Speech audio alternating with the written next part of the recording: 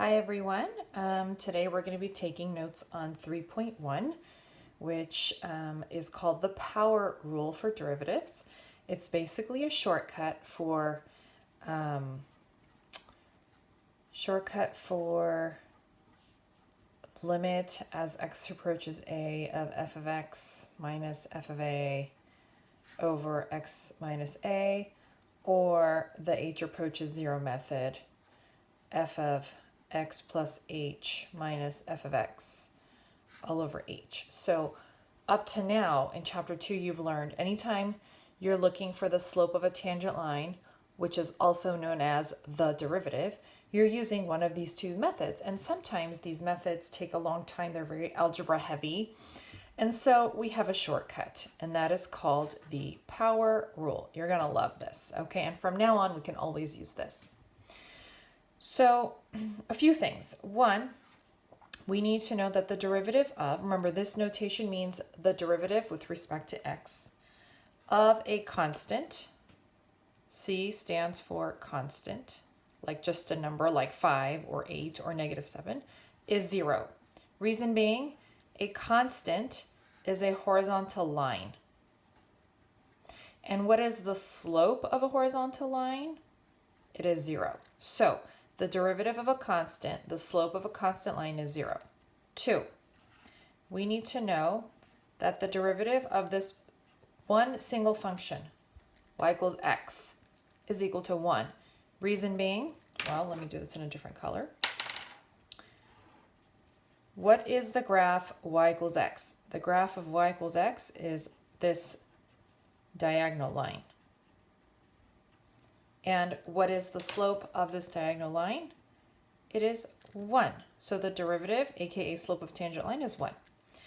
3, this is the power rule, okay, says that the derivative of any power function, x to the 5th power, x to the half power, x to the 4th power, x raised to some number, is going to be n times x raised to the n minus 1. So I'm going to do a whole bunch of examples about this. Okay, here we go. Oh, you know what? Before number 3, I should have had another number 3. This should have been number 4. So I'll add in a number 2.5. And that is that the derivative of e to the x is itself. And this is just going to be a fact we have to know. Later on we'll understand why. But the derivative of e to the x is equal to e to the x. All right, so a whole bunch of examples for the power rule, demonstrating the power rule. Here we go. I have a whole bunch. So example A. If f of x is equal to 3x squared, and I ask you for the derivative, you do not have to sit there and write limit as x approaches a of 3x squared minus 3a squared over x minus a, and then simplify, cross out, plug in. You don't have to do that. You can do the power rule, which says 2 times the coefficient in front, so 2 times 3 is 6. That means you're just putting the 2. So you're putting the n in front. It's becoming a multiplier by whatever this expression is. And this expression was a 3x. So 2 times 3 is 6. You copy down the variable and then you minus the degree by 1, x to the first. 6x is the derivative. This is what we'd have gotten with that very long process. Okay. B, another example. If f of x is equal to negative 8x to the negative 4. Again, instead of sitting there and writing limit as x approaches a of this minus 8a to the negative 4 over x minus a, you don't have to do that limit problem anymore. You can use the shortcut. The derivative is going to be negative 4 times negative 8. It's always the exponent times the coefficient in front, so positive 32, x raised to that, and then you decrease the power by 1. So whatever negative 4 minus 1 is. Negative 4 minus 1 is negative 5. And so I would like your answers without negative exponents. So this would be the final answer. Okay, here's another one. If f of x is equal to x plus 1/2 rad x, and we're finding the derivative, okay, then you do them separately, okay, with a plus sign in the middle. So this is x to the first, and up here we learned that the derivative of x is 1, which is true. But if you forget that, you can always use the power rule. There's a little invisible 1 in front. The exponent is 1. 1 times 1 is 1. Copy the variable. Decrease the degree by 1. 1 minus 0. 1 minus 1 is 0. And what is x to the 0 power? It's 1. So 1 times 1 is 1. You certainly don't have to do that. You can just memorize that the derivative of x is 1. Anyway, plus, so I'm going to go ahead and rewrite this as 1/2 x to the half. We want exponents to be visible, because to use the power rule, we do exponent times coefficient in front. 1/2 times 1/2 is 1/4. X to the, and then you minus 1 to the degree. 1/2 minus 1 is negative 1/2. And so the final answer that would be acceptable for me is 1 plus 1 over, you can either write 4x to the positive half, or you can write 1 plus 1 over 4 rad x. Either one is fine. Okay, let me do more examples. How about if f of x, so this would be d, right? Yeah.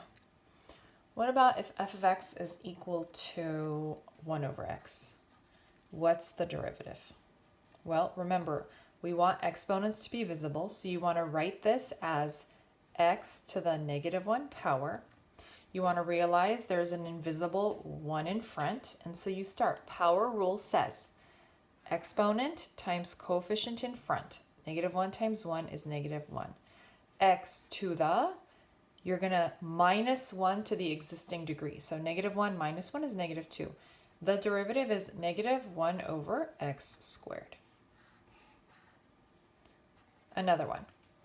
I've got 4 over, f of x equals 4 over x cubed minus 3 over x to the 3/4. So you want to rewrite these as like monomials. So 4x to the negative 3 is what you want to write this one as, minus 3x to the, you're bringing this up to the numerator, x to the negative 3/4. You're doing that on purpose so that you can use the power rule. And so the derivative, f prime of x, will equal negative 3 times 4, which is negative 12. X to the negative 3 minus 1 is negative 4. Then over here, you're going to get negative 3/4 times negative 3. So it's going to turn into positive. What's 3 times 3/4? Is it not 9/4? X to the, remember, you're always subtracting 1. It's going to drop the degree by 1 power. Negative 3/4, and then you're going to do minus 1. Negative 3/4 minus 1 is negative 7/4. And so on the final answer blank, don't give me negative exponents. So you'll get negative 12 over x to the 4th plus 9 over 4x to the positive 7/4. This would be the final answer. Okay, here's another one. Oh, I know. If f of x is equal to rad 5x to the 4th power minus 1/2 cube root of x. So the first expression is ready to go. You can do 4 times rad 5. Well, what is 4 times rad 5? It's simply 4 rad 5. That's what 4 times rad 5 is. It's 4 rad 5. X to the, you're going to minus 1 to the existing degree. So this is going to become x to the 3rd. Minus, you want to think of this as, remember, exponents want to be visible, x to the 1/3. So we've got 1/3 times 1/2 It's exponent times coefficient in front. What's 1/3 times 1/2? It's 1/6. X to the, and then you're going to minus 1 to the existing degree. 1/3 minus 1 is negative 2/3.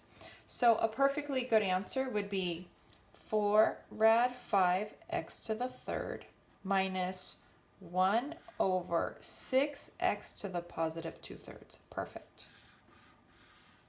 Just like that. Let's do a few more. Let's do, where is it? Oh, I know a good one. If f of x is equal to 5x to the fourth minus 8x plus 3 all over x. And we're finding the derivative using the power rule. You can't do it the way it is. You want to have separate entities. You want to have separate expressions. So what you're going to do is you're going to split the fraction. Okay, you're going to split the fraction first across this denominator. And so it's going to become, this one becomes 5x to the third because the x's cancel out. These x's completely cancel out. And then you've got 3 over x. And so this is the f of x you should be looking at to find the derivative, not this one. So what's the derivative of 5x to the third? It's 3 times 5, which is 15. X to the, you're subtracting 1 from the degree to get a 2. You've got minus 8. 8 is a constant. The derivative of a constant is 0. So you don't need to write minus 0 or plus 0. It just goes away, okay? Now, if you write minus 0, I'm not going to take points off. It's fine, but it's kind of silly too. Plus, what's the derivative of 3 to the x? Well, you want to rewrite 3 over x as 3 times x to the negative 1 is what you want to think of it as. You always want to see the exponent. And then you go negative 1 times 3 is negative 3, right? And then you're going to reduce. You're going to minus 1 to the existing degree. Negative 1 minus 1 is negative 2.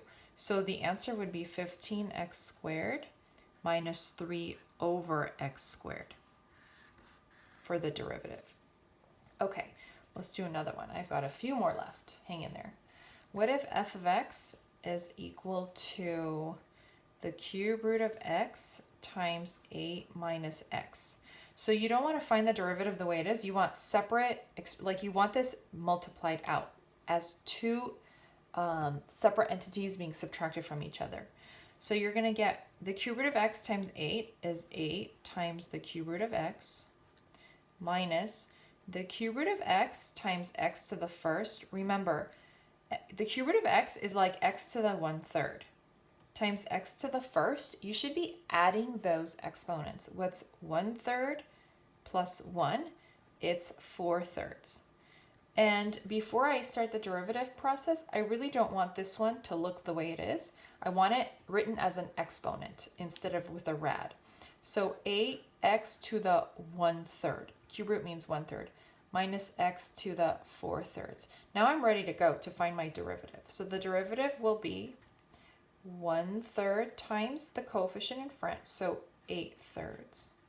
X to the, you're going to minus 1. What's 1/3 minus 1? It's negative 2/3. Minus, there's a little 1 here. 4/3 times this negative 1 is negative 4/3. X to the, you're going to subtract 1. That's what the power rule says. Was 4/3 minus 1? It's 1/3. And so on the answer blank, I would like to see this answer. 8 over 3x to the positive 2/3 minus 4/3 x to the 1/3. Okay, I've got 2 more to go. I and j. So I, what if f of x is equal to x squared minus 9x? Oh, I lied. I have 3 more to go. Sorry. Over rad x. So you don't want to find the derivative the way it is. You want to split the fraction. So x squared over rad x minus 9x over rad x.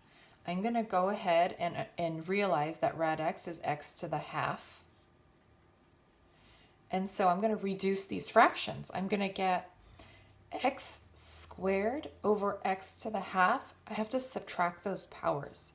So that'll become x to the 3/2, x to the 1/2, minus 9x to the first over x to the half. That reduces down to 9x to the half. So now I'm ready to do the derivative. Remember, there's a little 1 in front. 3/2 times 1 is 3/2. X to the, subtract 1 from the power. What's 3/2 minus 1? It's a half. Minus 1/2 times 9 is 9/2. X to the, subtract 1. 1/2 minus 1 is negative 1/2.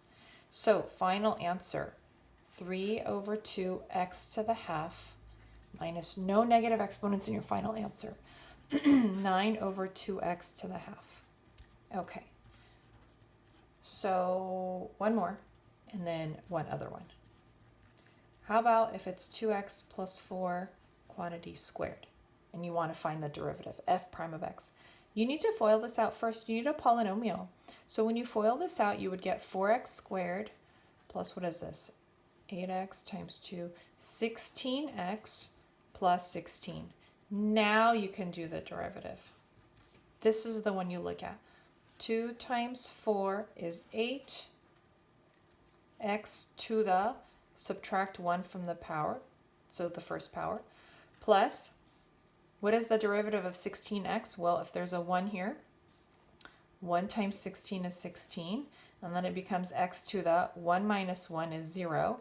So long story short, if you have constant x, that derivative is just going to be the constant because x to the 0 is 1. Plus the derivative of 16, 16 is a constant. What's the derivative of a constant? Is 0. So my final answer is 8x plus 16. Okay, last problem, I promise. So find the equation of the tangent line at x equals 1 if f of x is equal to x plus 3 over x. Okay, so what do you need for the equation of a tangent line? You need a slope and a point. So let's start with a point. We know it's apparently it's going to happen at 1 comma. 1 comma what? Well, you just plug in the 1. 1 plus 3 over 1 is 4. So check, we've got the point. Now the slope means, of course, f prime of 1. We need the derivative. So we're going to use the shortcut. We're going to find the derivative first, f prime of x, and then we're going to plug a 1 into it. So what's the derivative of x? It is 1 plus, we're going to realize that 3 over x is the same as 3x to the negative 1 power, and we're going to use our power rule. Negative 1 times 3 is negative 3. X to the, we're going to minus 1. Negative 1 minus 1 is negative 2. So 1 minus 3 over x squared is the derivative. So f prime of 1, which is the slope I'm looking for, means I have to plug in a 1 into here. 1 minus 3 over 1 squared is 1 minus 3, which is negative 2. So the slope apparently is 2. So the equation of tangent line is going to be y minus 4 equals, I'm using point slope form, m, which, oops, negative 2, not 2, negative 2. Negative 2 parentheses x minus 1. And so if I want it in slope intercept form, what is that? Negative 2x. That's plus 2 with a plus 4 is plus 6. That is my tangent line. This is the answer to the problem. Happy, happy. And that is the end of our notes.